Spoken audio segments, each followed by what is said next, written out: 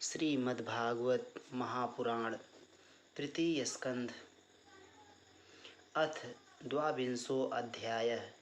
देवहूति के साथ कर्दम प्रजापति का विवाह। मैत्रेय उवाच। एवमाविष्कृताशेष गुणकर्मोदयो मुनिं स्वव्रीड इव तं सम्राडुपारत मुवाचः।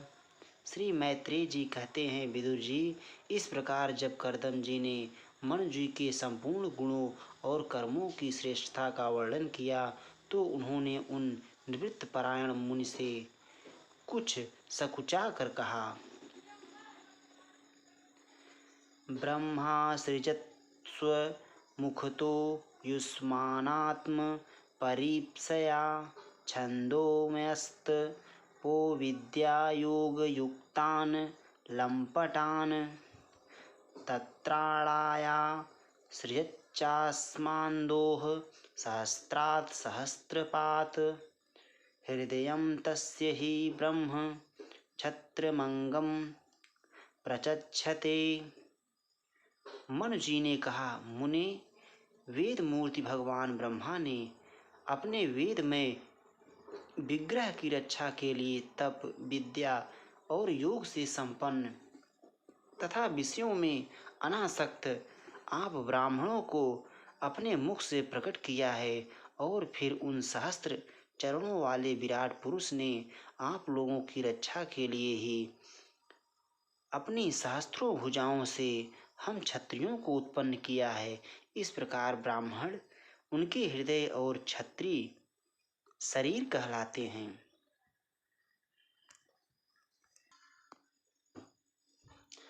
अतो हान्योन्यमात्मानं ब्रह्म क्षत्रं च रक्षतः रक्षति अस्माव्ययो देवः स यः सदसदात्मकः। अतः एक ही शरीर से संबद्ध होने के कारण अपनी अपनी और एक दूसरे की रक्षा करने वाले उन ब्राह्मण और क्षत्रियों की वास्तव में श्री हरि ही रक्षा करते हैं, जो समस्त कार्य कारण रूप होकर भी वास्तव में निर्विकार हैं। तव संदर्शनादेव अच्छिन्ना मे सर्व संशयाः यत् स्वयं भगवान प्रीत्या धर्ममाह ऋक्षिसोः। आपके दर्शन मात्र से ही मेरे सारे संदेह दूर हो गए, क्योंकि आपने मेरी प्रशंसा के लिए जिससे स्वयं ही प्रजा पालन की इच्छा वाले राजा के धर्मों का बड़े प्रेम से निरूपण किया है। दृष्टया मे भगवान दृष्टो दुर्दर्शो यो अकृतात्मनां दृष्टया पादरजः अस्पृष्टं शीर्षा मे भवतः शिवम्। आपका दर्शन अजितेंद्रिय पुरुषों को बहुत दुर्लभ है। मेरा बड़ा भाग्य है जो मुझे आपका दर्शन हुआ और मैं आपके चरणों की मंगलमयी रज अपने सिर पर चढ़ा सका। दृष्टया त्वयानु सृष्टो अहम कृतश्चानुग्रहो महान अपावृत्तैः कर्णरन्ध्रैर्जुष्टा दृष्टयो गिरः। मेरे भाग्योदय से ही आपने मुझे राजधर्मों की शिक्षा देकर मुझ पर महान अनुग्रह किया है और मैंने भी शुभ प्रारब्ध का उदय होने से ही आपकी पवित्र वाणी कान खोलकर सुनी है। स भवान् दुहित्री स्नेह परिक्लिष्टात्मनो मम श्रोतुम् अर्हसि दीनस्य श्रावितं कृपया मुने। प्रिव्रतोत्तानपदोः स्वसेयं दुहिता मम अन्विच्छति पतिं युक्तं वयः शीलगुणादिभिः। मुने, इस कन्या के स्नेहवश मेरा चित्त बहुत चिंताग्रस्त हो रहा है, अतः मुझ दीन की यह प्रार्थना आप कृपा पूर्वक सुने। यह मेरी कन्या जो प्रियव्रत और उत्तानपाद की बहन है, अवस्था, शील और गुण आदि में अपने योग्य पति को पाने की इच्छा रखती है। यदा तु भवतः शीलश्रुतरूपयो गुणान् नारदादेशा त्ययासीत्कृत निश्चया। जब से इसने नारद जी के मुख से आपके शील, विद्या, रूप, आयु और गुणों का वर्णन सुना है, तभी से यह आपको अपना पति बनाने का निश्चय कर चुकी है। तत्प्रतीच्छ द्विजाग्रये मां श्रद्धयोपहृतां मया सर्वात्मनानुरूपां ते गृहमेधिषु कर्मसु। द्विजवर, मैं बड़ी श्रद्धा से आपको यह कन्या समर्पित करता हूँ। आप इसे स्वीकार कीजिए। यह गृहस्थोचित कार्यों के लिए सब प्रकार आपके योग्य है। उदतस्य हि कामस्य प्रतिवादो न शस्यते, अतिनिर्मुक्तसंगस्य कामरक्तस्य किं पुनः। जो भोग स्वतः प्राप्त हो जाए उसकी अवहेलना करना विरक्त पुरुषों को भी उचित नहीं है, फिर विषयासक्त की तो बात ही क्या है। यह उद्धतमनादृत्य कीनाशम भियाचते क्षीयते तदसह स्फीतं मानश्चा अवज्ञयाहतः।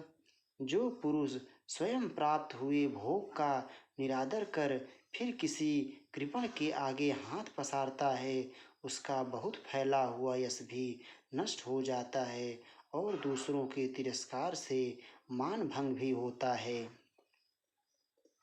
अहं त्वा शृण्वं विद्वन् विवाहार्थं समुद्यतम्, अतस्त्वम् उपकुर्वाणः प्रताम प्रतिगृहाण में। विद्वन, मैंने सुना है आप विवाह करने के लिए उद्यत हैं। आपका ब्रह्मचर्य एक सीमा तक है। आप नैष्ठिक ब्रह्मचारी तो हैं नहीं, इसलिए अब आप इस कन्या को स्वीकार कीजिए। मैं इसे आपको अर्पित करता हूँ। ऋषिरुवाच। बाढ़मुद्योढुकामो अहं प्रत्ता च त्वात्मजा आवयोरनुरूपो असावाद्यो वैवाहिको विधिः। श्री कर्दम मुनि ने कहा, ठीक है, मैं विवाह करना चाहता हूँ और आपकी कन्या का अभी किसी के साथ वाग्दान नहीं हुआ है, इसलिए हम दोनों का सर्वश्रेष्ठ ब्राह्म विधि से विवाह होना उचित ही होगा।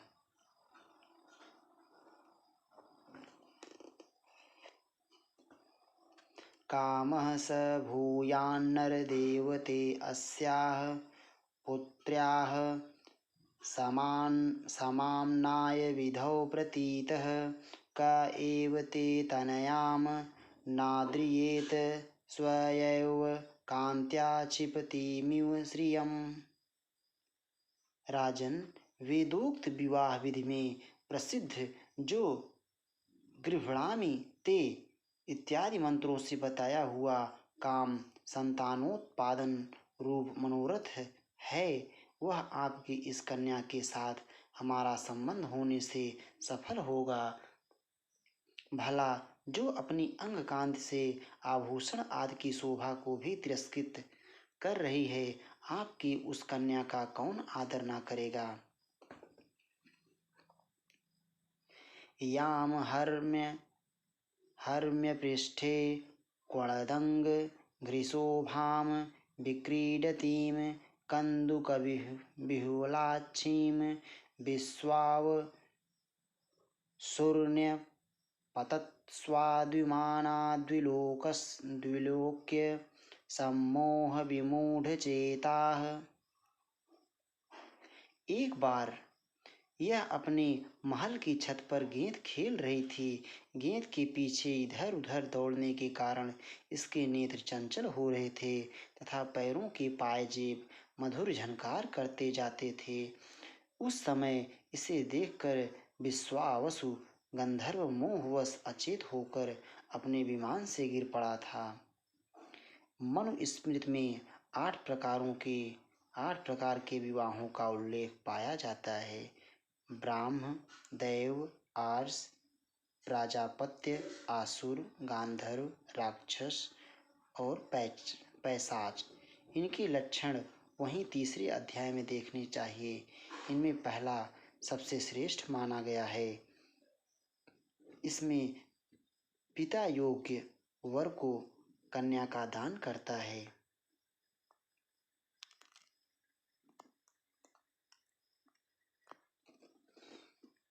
ताम प्रार्थयन्तीम ललनाललाम सेवित श्रीचरणैर दृष्टाम वत्साम मनरुच्चपदः स्वसारं को नानुमन्येत बुधो अभियाताम।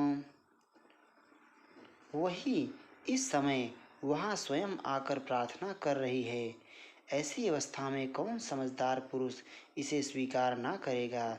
यह तो साक्षात आप महाराज श्री स्वयंभू मनु की दुलारी कन्या और उत्तानपाद की प्यारी बहन है तथा यह रमणियों में रत्न के समान है। जिन लोगों ने कभी श्री लक्ष्मी जी के चरणों की उपासना नहीं की है उन्हें तो इसका दर्शन भी नहीं हो सकता। अजो भजिष्ये समयेन साध्वीं यावत् तेजो बिभ्रियादात्मनो मे अतो धर्मान् पारमहंस्य मुख्यान् शुक्ल प्रोक्तान् बहुमन्ये अभिहिंस्रान्। अतः मैं आपको इस साध्वी कन्या को अवश्य स्वीकार करूँगा, किंतु एक शर्त के साथ। जब तक इसकी संतान न हो जाएगी तब तक मैं गृहस्थ धर्मानुसार इसके साथ रहूँगा। इसके बाद भगवान के बताए हुए संन्यास प्रधान, हिंसा रहित, सम दम आदि धर्मों को ही अधिक महत्व दूंगा।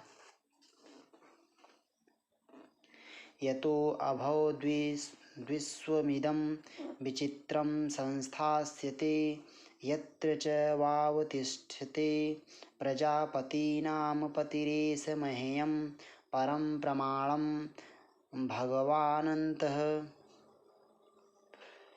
जिनसे इस विचित्र जगत की उत्पत्ति हुई है, जिनमें यह लीन हो जाता है और जिनके आश्रय से यह स्थित है, मुझे तो वे प्रजापतियों के भी पति भगवान श्री अनंत ही सबसे अधिक मान्य हैं।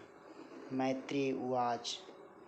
स उग्रधन्व अन्य देवाव भासे आसीच्च तूष्णीमर बिंदनाभं धियोपगृह्णन् स्मित शोभितेन मुखेन चेतो लुलभे देवहूत्याः। मैत्रेय जी कहते हैं, प्रचंड धनुर्धर विदुर कर्दम जी केवल इतना ही कह सके, फिर वे हृदय में भगवान कमलनाथ का ध्यान करते हुए मौन हो गए। उस समय उनके मंद हास युक्त मुख कमल को देखकर देवहूति का चित्त लुभा गया। सो अनुज्ञात्वा व्यवसितं महिष्यादुहितुः स्फुटं तस्मै गुणगणाढ्याय ददौ तुल्यां प्रहर्षितः। मनु जी ने देखा कि इस संबंध में महारानी शतरूपा और राजकुमारी की स्पष्ट अनुमति है, अतः उन्होंने अनेक गुणों से संपन्न कर्दम जी को उन्हीं की समान गुणवती कन्या का प्रसन्नतापूर्वक दान कर दिया।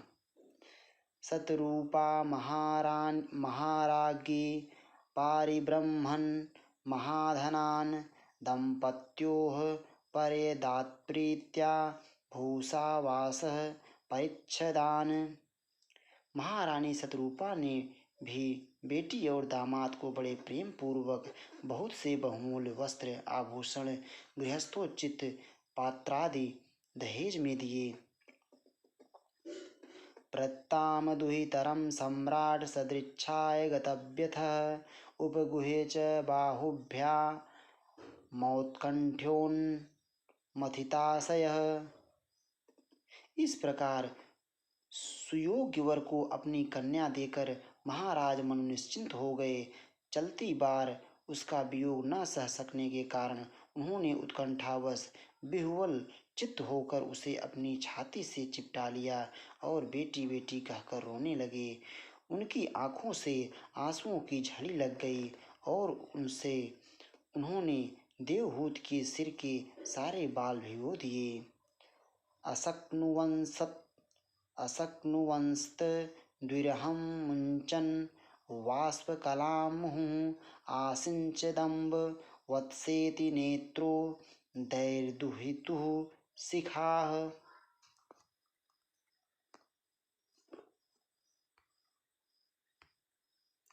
आमन्त्रयितं मुनिवर मनुज्ञातः सहानुगः प्रतस्थे रथमारुह्य संभार्य स्वपुरं नृपः। उभयो ऋषिकुल्यायाः सरस्वत्याः सुरोधसोः ऋषीणाम् उपशान्तानां पश्यन्नाश्रम संपदः। फिर वे मुनिवर करदम से पूछकर उनकी आज्ञा ले रानी के सहित रथ पर सवार हुए और अपने सेवकों सहित ऋषिकुल सेवित सरस्वती नदी के दोनों तीरों पर मुनियों के आश्रमों की शोभा देखते हुए अपनी राजधानी में चले आए। ऋषीणाम उपशान्तानां पश्यन्नाश्रम संपदः तमायान्तम् अभिप्रेत्य ब्रह्मावर्त आत्प्रजाः पतिं गीतसंस्तुति वादित्रयः प्रत्युदीयुः प्रहर्षिताः। जब ब्रह्मावर्त की प्रजा को यह समाचार मिला कि उसके स्वामी आ रहे हैं, तब वह अत्यंत आनंदित होकर स्तुति गीत एवं बाजे गाजे के साथ अवगानी करने के लिए ब्रह्मावर्त की राजधानी से बाहर आई। बहिरस्मती नाम पुरी सर्वसंपत्स मन्विता न्यपतन् यत्र रोमाणि यज्ञस्याङ्गं विधुन्वतः। सब प्रकार की संपदाओं से युक्त बहिरस्मती नगरी मनु जी की राजधानी थी, जहाँ पृथ्वी को रसातल से ले आने के पश्चात शरीर कंपाते समय श्री वराह भगवान के रोम झड़कर गिरे थे। कुशाह काशास्त एवासन सस्वद्धरित वर्चसः ऋषयो यैः पराभाव्य यज्ञघ्नान् यज्ञमीजिरे। वे रोम ही निरंतर हरे भरे रहने वाले कुश और काश हुए, जिनके द्वारा मुनियों ने यज्ञ में विघ्न डालने वाले दैत्यों का तिरस्कार कर भगवान यज्ञ पुरुष की यज्ञों द्वारा आराधना की है। कुशकाशमयं बहिर्रास्तीर्य भगवान् मनुः अयजद् ज्ञपुरुषं लब्धा स्थानं यतो भुवम्। महाराज मनु ने भी श्री वराह भगवान से भूमि रूप निवास स्थान प्राप्त होने पर इसी स्थान में कुश और काश की बरही चटाई बिछाकर श्री यज्ञ भगवान की पूजा की थी। बहिरस्मतीमनां विभुर्यां निर्विश्य समावसत तस्यां प्रविष्टो भवन् तापत्रय विनाशनं सभार्यः संप्रजः कामान् बभुजे अन्याविरोधतः संगीयमान सत्कीर्तिः शस्त्रिभिः सुरगायकैः प्रत्युषेष्वनुबद्धेन हृदा शृण्वन् हरेः कथाः निश्रातं योगमायासु मुनिं स्वायंभुवं मनुं यदा भ्रंस्युतं भोगान् शेकुर्भगवत्परम् आयातयामास्त तस्यासन यामाः स्वान्तर्यापनाः शृण्वतो ध्यायतो विष्णोः कुर्वतो ब्रुवतः कथाः स एवं स्वान्तरं निन्ये युगानामेकसप्ततिं वासुदेवप्रसङ्गेन परिभूतगतित्रयः। जिस स्मृतिपुरी में मनु जी निवास करते थे, उसमें पहुंचकर उन्होंने अपने त्रितापनाशक भवन में प्रवेश किया। वहां अपनी भार्या और संतति के सहित वे धर्म, अर्थ और मोक्ष के अनुकूल भोगों को भोगने लगे। प्रातः काल होने पर गंधर्वगण अपनी स्त्रियों के सहित उनका गुणगान करते थे, किंतु मन जी उसमें आसक्त न होकर प्रेम पूर्ण हृदय से श्री हरि की कथाएं ही सुना करते थे। वे इच्छा अनुसार भोगों का निर्माण करने में कुशल थे, किंतु मननशील और भगवत परायण होने के कारण भोग उन्हें किंचित भी विचलित नहीं कर पाते थे। भगवान विष्णु की कथाओं का श्रवण, ध्यान, रचना और निरूपण करते रहने के कारण उनके मनवंतर को व्यतीत करने वाले क्षण कभी व्यर्थ नहीं जाते थे। इस प्रकार अपनी जागृत आदि तीनों अवस्थाओं अथवा तीनों गुणों को अभिभूत करके उन्होंने भगवान वासुदेव की कथा प्रसंग में अपने मनवंतर के 71 चतुर्युग पूरे कर दिए। शारीरा मानसा दिव्या वैयासे ये च मानुषाः भौतिकाश्च कथं क्लेशा बाधन्ते हरिसंश्रयं।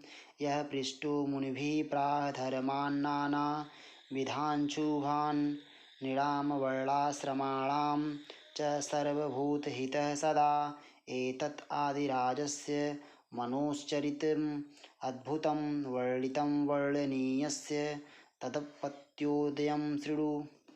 व्यास नंदन विदुर जी, जो पुरुष श्री हरि के आश्रित रहता है उसे शारीरिक, मानसिक, दैविक, मानुषिक अथवा भौतिक दुख किस प्रकार कष्ट पहुंचा सकते हैं।